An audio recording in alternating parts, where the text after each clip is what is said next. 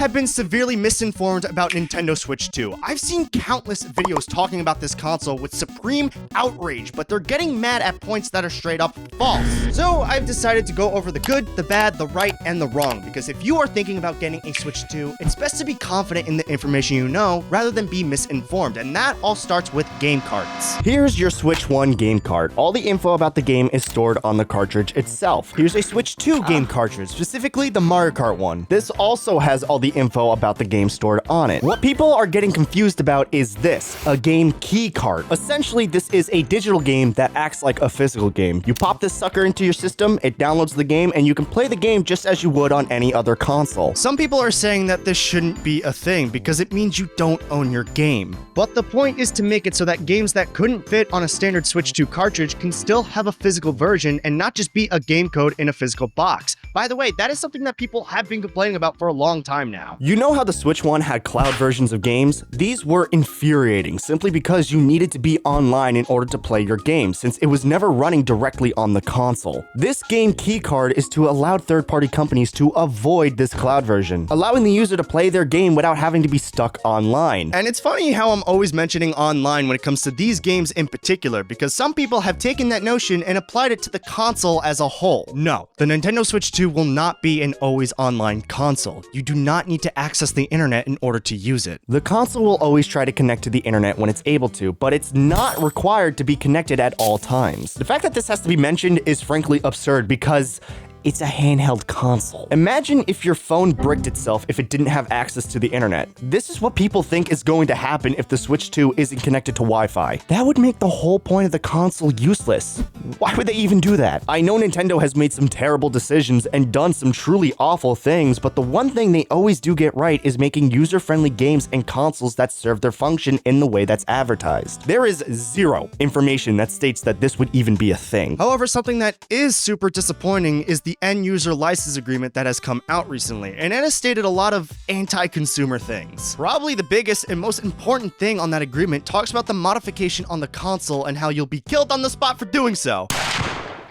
Okay, maybe it's not that dramatic, but any modifications done to the console will result in a bricking of said console. This won't really affect a lot of people, but it will leave an impact on the modding community. Nintendo consoles are front and center to modding. Even as a person who likes to play his games in the most vanilla way possible, I've soft modded some of my systems because it's fun. Daddy Nintendo, I was just having some fun with the girls. We just wanted to play Half-Life on our 3DS. Nintendo has also officially made it so that any Nintendo software is not owned by the consumer. It's simply licensed for the player to run their software on their own specific hardware. Some people are outraged by this idea.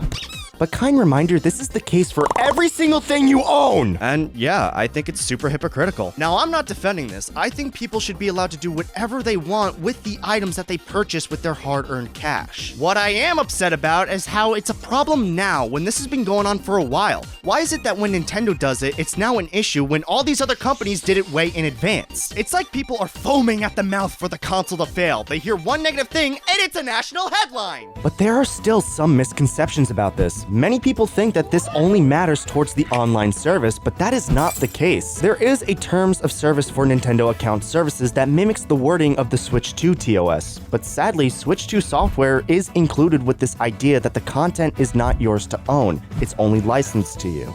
So if that's the case, piracy isn't stealing. While I did say that this will affect the modding community, I don't think it will necessarily stop it. Third-party software is allowed on the Switch 2 at your own risk, as stated here. You can't modify the existing software, meaning Switch 2 games being modded will in fact make you violate the TOS, causing a potential brick in your system. But if you manage to get third-party software on here, like, I don't know, SteamOS, then you can still use the console because the hardware is something you will own. This also means if I want goofy Joy-Con 2 shells, I will indeed be able to do that with no repercussions, besides probably losing the Nintendo support on fixing them. This is something that I think should not be in the terms of service at all, and that goes for all the systems on the market, because modification for a lot of people is their gateway into development. To restrict that access can potentially push away what would be new developers. However, terms of service exist to protect the company. Whether or not they'll actually put this into action is something yet to be seen. It could be the case where they just use it as a way to go after piracy rather than actual modding. The terms of service is one thing that I do see being misinterpreted, misinformed, and even just ignored for a while, as while reading it, there's a lot of overwhelming language that can get confusing. confusing, and I don't blame anyone for just getting the wrong idea from it. Though, I will blame people for not being able to read a fucking price tag. Why are we still getting confused on game prices?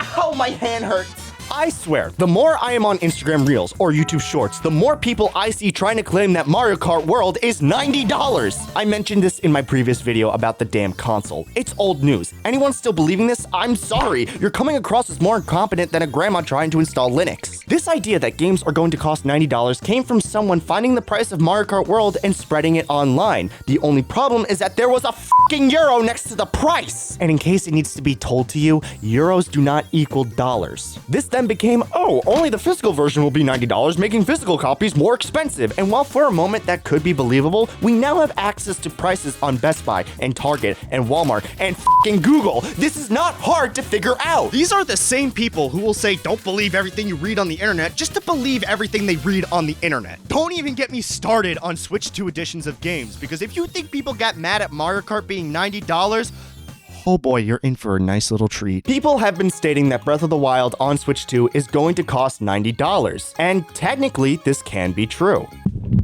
Technically. If you want the whole package, then yeah, this fucking sucks and it shouldn't be that much. But once you break it down, you might see that a lot of people are not going to be paying that much for it. The base game costs $60 and can be played on Switch 1. If you want to play it on Switch 2, then it's an extra $10, making it $70. But get this, if you already own Breath of the Wild for Switch 1, you only have to pay $10 to play it on Switch 2. But get this, if you are a member of Nintendo Switch Online plus Expansion Pass, then you don't have to pay for anything. But get this, if I Google any of this, I can literally find this information out in less than a minute! If you skipped out on this console generation and want to play Breath of the Wild, this $90 price tag fucking sucks. But may I suggest, just may I suggest, don't buy the DLC with it. It knocks off $20, and yeah, Nintendo is selling an over 8-year-old game with its DLC at full price. It's f***ed up, I know, but if you want any sense of control, then make good choices! If you really want the DLC, get it after you beat the game. Don't spend $90 on this shit. I do think it's criminal to have to spend $70 if you have never played the game before, even $60 if you don't want the upgrade. Nintendo should have used this opportunity to sell the game at a discount, because the Zelda games are what's going to be used the most to compare the performance of Switch 2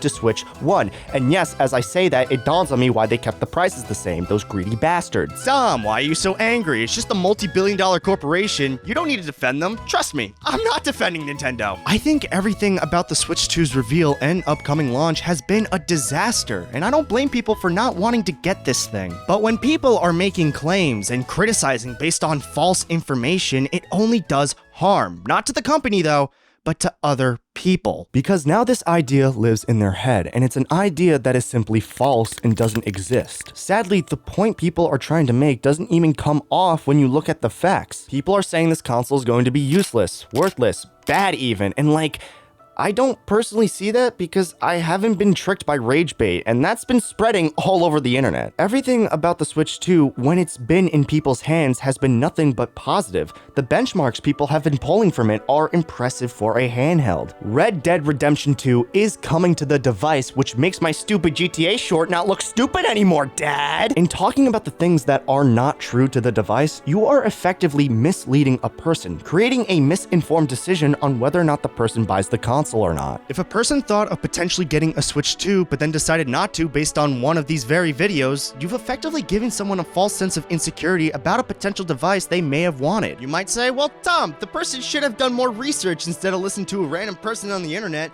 but no. If you're making claims like, this is the worst console ever, or you're an idiot for buying this console, at least give reasons that are true and make sense. That way belittling your viewer becomes a bit more warranted. But ultimately, these people wouldn't even be making those videos if it weren't for Nintendo. They could have just been open and honest and not put every news-related thing on their damn app. The point of Nintendo Directs was for Nintendo to be direct about their bullshit. It seems now instead they just want to shovel a lot of smaller details onto an app nobody will download, especially not a casual audience. And to make that info more exclusive so that you'll actually download said app, yeah, This is why people don't know what the f a Switch 2 is. Gatekeeping information to try and control the rate that said info comes out will only do damage, as we've been seeing. I get they need incentives for people to download this app, but it doesn't work because I still got all my info from various news sources and Reddit threads that also had plenty of misinformation. Ultimately, the fault falls on Nintendo. It's their console, making it their duty that people are fully equipped with the right information to make informed decisions.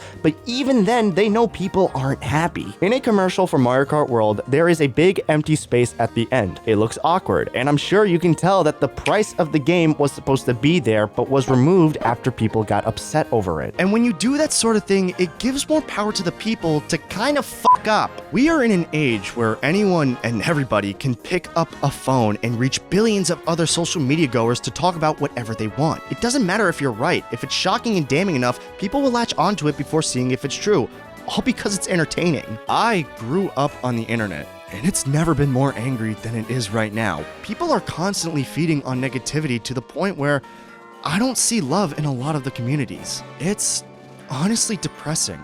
And what I've talked about in this video is barely even the tip of the iceberg. That is how bad this can really get. It makes me exhausted. Information on the internet feels so buried. People talk falsely as if it's true, and I'm also guilty of this. No matter how much I research or deep dive to talk to people in specific fields, I'm always catching myself talking about things that I've been misguided on. But even if I get everything right, people will make claims that I'm wrong, even when they themselves are proving me wrong with false information. Switch 2 is the most digestible way to get this idea across, that the internet, now more than ever, is really not that trustworthy. And I really do implore you that, if you can, always find information at its source, whether it's from a professional directly or within some kind of book. I say this knowing that I can't read and will continue to misspell words and names in every single one of my videos. Zalem, how many times do I have to say I'm sorry before it comes across? I mean it.